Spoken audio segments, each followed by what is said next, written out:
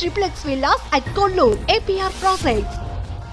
అయితే 2024 వచ్చేసరికి మిమ్మల్ని కాదని బళ్ళారికి చెందిన అసలు ఈ నియోజకవర్గానికి కావచ్చు ఈ జిల్లాకే పరిచయం లేని బళ్ళారి మాజీ మంత్రి శ్రీరాములు చెల్లెల్ని అక్కనో చెల్లెలు ఆమెను తీసుకొచ్చి ఇక్కడ అకామిడేట్ చేశారు. కారణం ఏంటి? అసలు మీకు టికెట్ ఇవ్వకపోవడానికి బలమైన కారణం ఏంటి? మిమ్మల్ని కాదన్న తర్వాత మీకన్నా బలవంతులు ఇవ్వాలి. అంటే గోరంట్ల మాధవ్ గారి గ్రాఫ్ తగ్గింది, ఓకేనా, చాలా ఇబ్బందికర పరిస్థితుల్లో ఉన్నాడు, ఈయనైతే మనం గెలవలేము, మనం గెలిచే గెలుపు గుర్రానికి టికెట్ మీకన్నా బలవంతులకి ఇవ్వాలి చూసి. అసలు జిల్లాకే పరిచయం లేదు. ఒకవేళ ఆమె అంటే నాది గుంతకల్లు అత్తగారి ఇల్లు కాబట్టి నాకు జిల్లాతో పరిచయం ఉందంటే ఇస్తే అనంతపురం ఇవ్వాలి. హిందూపురం ఇవ్వడము అనేది ఏంటి? అసలు మీకు టికెట్ కాదని ఆమెకు ఎందుకు ఇచ్చారంటారు? గౌరవ మాజీ ముఖ్యమంత్రి వైఎస్ జగన్మోహన్ రెడ్డి గారు ఎవరిని ఎప్పుడు ఎక్కడ ఏ విధంగా ఉపయోగించాలి అన్న రాజకీయ పరిజ్ఞానం కలిగిన వారు. ఆ రోజు పరిస్థితులలో ఆయనకు వచ్చిన ఆలోచన, ఆయనకు వచ్చిన సామాజిక సమీకరణలు అనకండి రకరకాల ఈక్వేషన్స్లో ఆమెను ఇక్కడికి తెచ్చినారు అని నేను భావిస్తున్నాను.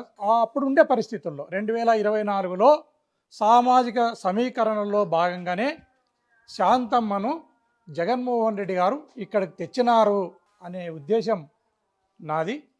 ఖచ్చితంగా ఆ రోజు ఉన్న పరిస్థితుల్లో ఆమెను తేవటం అనేది అధినాయకుడు నిర్ణయం చేయడం జరిగింది. ఆ నిర్ణయాన్ని నేను శిరోధార్యంగా భావించినాను. పార్టీ అధినేత ఏ నిర్ణయం తీసుకున్నా ఆ నిర్ణయానికి కట్టుబడి ఉండడం అనేది ఈ పార్టీలో ఒక సామాన్యునిగా నా ఆలోచన. ఖచ్చితంగా అది ఆ రోజుకు సహేతుకమే అని నా భావన. మీది గొప్ప మనదే. ఇప్పుడు పదవులు ఆశించి పదవులు రాకపోతే వెంటనే పార్టీ కండువాలు మార్చేస్తున్నారు. గెలిచిన తర్వాత కూడా పార్టీ అధికారం లేకపోతే కండువాలు మార్చేస్తున్నారు. అసలు ఏం భవిష్యత్తు, ఇంకా నాకు టికెట్ ఇవ్వలేదు, నన్ను భవిష్యత్తులో బాగా చూసుకుంటారా లేదా, నా పైన చాలా కామెంట్స్ చేశారు, నన్ను ఇది చేశారు వీళ్ళు, మరి ఎందుకు ఈ పార్టీలో నేను ఉండాలి అన్న ఆలోచన ఎందుకు రాలేదు మీకు? ఏ భవిష్యత్తు కోసం ఉన్నారు? నేను ఈ పార్టీ ఓడినా గెలిచినా, నాకు టికెట్ వచ్చినా రాకపోయినా, ఈ బొందలో ఊపిరిన్నంత వరకు నేను జగన్మోహన్ రెడ్డి గారి పక్షాన నిలబడతా. ఈ పార్టీ అధికారంలోకి రావడానికి నా సర్వశక్తులను ఒడ్డుతా. జగన్మోహన్ రెడ్డి గారిని ముఖ్యమంత్రిగా చేసుకోవడానికి నా సర్వశక్తులను ఎప్పుడైనా ఒడ్డుతాని ఈ సందర్భంగా తెలియజేస్తున్నాను. నా కట్ట కాలేంత వరకు వైసీపీలోనే ఉంటా, నేను చనిపోయినా నా శవంపై వైసీపీ జెండా కప్పాలి అన్న వారంతా కూడా ఈరోజు పార్టీలు మారి టీడీపీలో ఉన్నారు సార్. దీనికి గోదంట్ల మాధవ్ గారి అతిథులేం కాదు, దీనికి ఇంత గట్టిగా చెప్తున్నారు.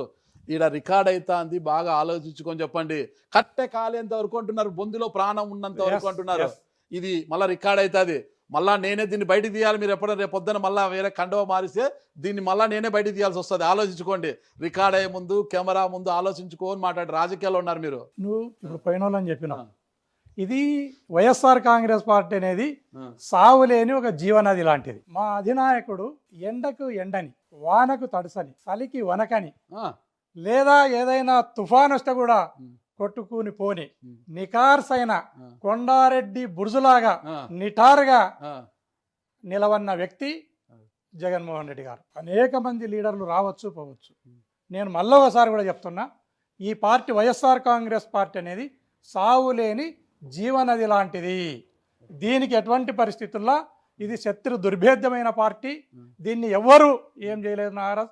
ఇది ఖచ్చితంగా ఎప్పుడు ఎన్నికలు జరిగినా, ఎప్పుడు ఎన్నికలు వచ్చినా, ఈ రోజు నుంచి 2029 లోపల ఎప్పుడు ఎలక్షన్లు వచ్చినా జగన్మోహన్ రెడ్డి ఓడేది లేదు, చంద్రబాబు నాయుడు మళ్ళీ గెలిచేది లేదు. ఇది కరాఖండిగా చెప్తాం. మేము పార్టీ రాత్రి ఎక్కడ పడుకున్నారు? మీరు రాత్రి ఎక్కడ పడుకున్నారు? ఇంట్లో పడుకున్నా. ఇంట్లోనా? అంటే బాగా కళలు వస్తాయి మీకు? ఏం కలలు? ఏం రావా కళలట అంతా? ఆయన ఆంజనేయ స్తోత్రం ఏదన్నా చదువుకొని పడుకుంటారు?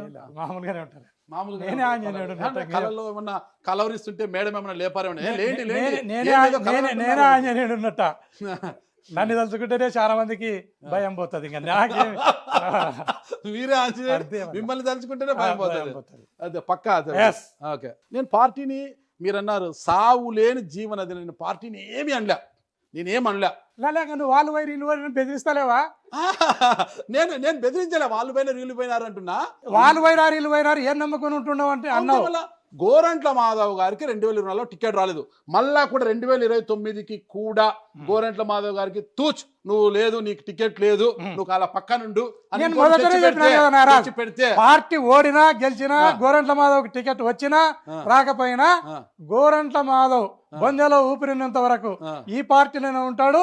ఈ పార్టీ శ్రేయస్సు కోసం ఆర్నిసలు కష్టపడతాడని డబల్ రికార్డ్ చేయండి అమ్మా, ఇది పనికి వస్తుంది మనకు. డబల్ రికార్డ్ చేయండి, ఇట్లా రాజకీయ నాయకులు చాలా చూసాం మనము, బాగా రికార్డ్ చేయండి అమ్మా, ఇది మళ్ళీ బయట దిద్దాం దీన్ని. ఓకేనా? ఓకే. సుమన్ టీవీలో మీ పర్సనల్ అండ్ బిజినెస్ ప్రమోషన్స్ కోసం కింది నెంబర్కి కాంటాక్ట్ చేయండి.